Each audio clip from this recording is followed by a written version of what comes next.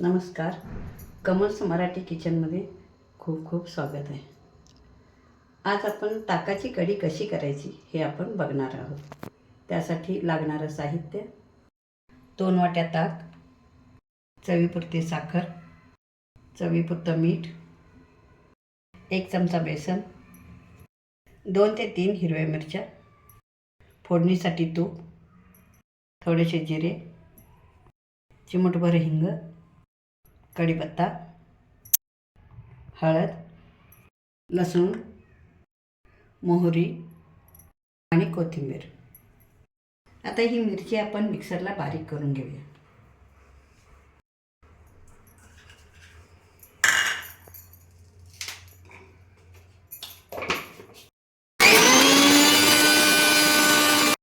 आता मिरची आणि लसूण हा मिक्सरला बारीक करून घेऊया.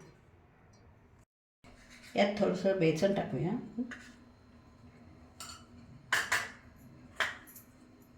थोडीशी हळद,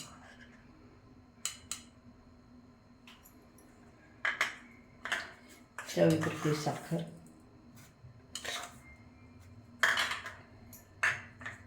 मीठ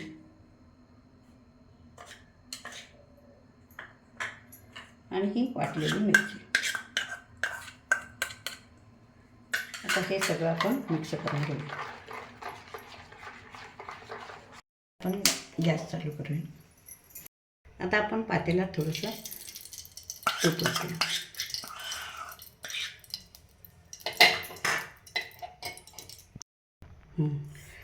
आता थोडीशी मोहरी काढूया, जिरे, हिंग, कढीपत्ता,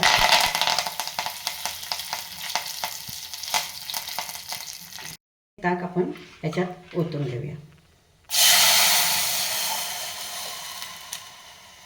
आता हे आपण थोडा वेळ ढवळत राहूया.